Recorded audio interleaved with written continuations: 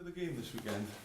Well, it's another really tough game and what has been quite a tough schedule for us. So we've got to show better response in what we did in terms of organisation, set plays. Tuesday night was very disappointing, and we need to defend better than what we did, especially at set plays.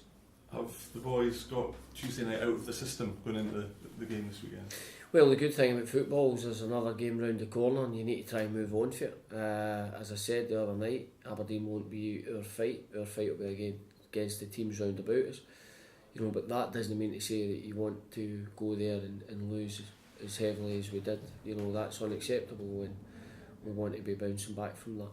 I guess there'll be people that will be thinking, not expecting Dundee to get anything from the game this weekend. Given that kind of perception there might be, are you almost going down there with the pressure off? Nobody's expecting anything, so perhaps you can play with a little bit more freedom than maybe you can in games against teams round about you at the bottom. Well, the one thing you need to be when you go here is you need to be structured, organised and make sure that you're difficult to break through. Celtic have such an array of talent that they can hurt you in the blink of an eyelid, but we've got to make sure that our concentration levels are spot on, and we've just got to get into the game approaching it to try and take something from the game, and that's the way it always is. But we know it's going to be very difficult. You said after the game on Tuesday night that you know what needs done in January. Are there players still here with an opportunity to play their way into your plans, or have you kind of made your mind up about what you need to do in January? Yeah, well, I know exactly what needs to be done, but doing it is one thing, because you need the right types, the right type of mentality, and the players available at the right time, and we'll see how we go on with that. Yes, of course, there is players here who have an opportunity in the next 3 games that they can send a message out, but I need to see far better than what I seen the other night. But I'll stand by my original statement is that I know exactly, what we need as a group, mentality-wise, player-wise, to take the club forward and to make sure we stay in this league. Because make no mistake, that is what it's about. It's about making sure Dundee stay in this league. We have seen teams go to Parkhead this season and get something. Does that give you some kind of added confidence or belief that you can do the same? Of course, I've been there several times with my Ross County team and we went there and picked up points. So, you've got to get into every game believing that you can get a result. We know that we need to have 1 to 11 right bang at it, and we need a few of Celtic players to dip below the performance levels that they've been playing at. They've got, as I say, a really talented group of players there, but it's 11v11 and sometimes you just never know. What's your team use? Because obviously, I wrote this down, obviously Celtic, Lewis picked up injuries and Darren on Tuesday night as well. Are they all fit for this weekend? No, they were struggling in the centre-back area. Jensey will definitely miss out. Darren is looking majorly doubtful as well. Lewis is okay. And obviously if you add Josh Meekins, that's 3 main centre-backs that we're missing. But there is cover there in Ryan Innes and Boyley. So, but if anything was to happen to any of them, then we would be struggling in that position, that's for sure. Jim, what sort of budget do you have for January? Is it going to be a case I don't.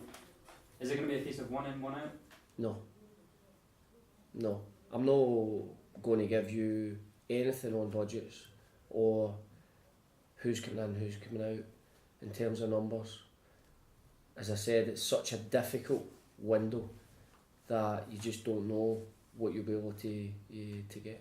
Do you feel there's the togetherness in the squad? Because there's obviously players that have been sat out. Do you think there's the whole togetherness in the whole squad to get out of this trouble? Well, I certainly want to make changes to the squad to help that. The players who have been involved in the last 6-7 weeks are firmly together. I think you can quite clearly see that on the pitch, and I see it every day in the training ground. But they do need help, and that's the main focus, is to try and get players in that can help them. You touched on earlier that your fight's going to be with the likes of St Mirren, Hamilton, and maybe not likes of Celtic and Aberdeen, but the run of fixtures that you've had and particularly the nature of the defeat against Aberdeen, do you fear a heavy defeat on Celtic could derail the progress that you previously made in the last few weeks?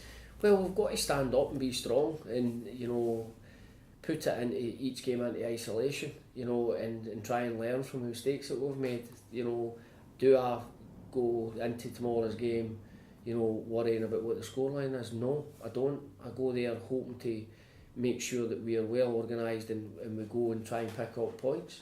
So that's the way you've got to approach every game, because I've played in teams and I've managed teams where the form's not been great going into a big game and we go and get a result. So that's the belief that you always have to have going onto a pitch. Jim, how much of a blow is it losing Calvin Miller?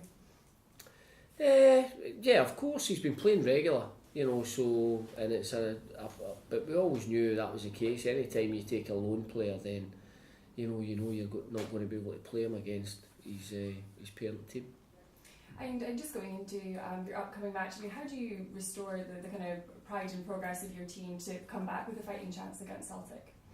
Well, you've just got to approach each game on its merits and make sure that you're giving it everything you can. You've got to, get there and have that determination individually and as a team to try and make sure that first and foremost that you're hard to beat and you offer, you get the balance right. I think any time you play against the Old Firm, is getting the balance of being hard to beat but also offering that threat as well. You guys have had quite a long range of matches. They're quite busy coming up to the first of the season. Are the players perhaps showing a bit of tiredness, hence the big defeat the other day? No, the big defeat was down to individual errors in the box. That's it in a nutshell. We lost 2 goals, to set plays, which we don't defend properly, and the 4th goal's a joke for the officials. If we're going to speak about it, then it's offside. So. That accounts for 3 of the goals. That's nothing to do with tiredness. That's just not doing my jobs properly from us for 2 of them and from 1 from them. Thank you. The previous manager spoke about several occasions when official decisions went against him. You've just mentioned one there yourself. Is that frustrating for you?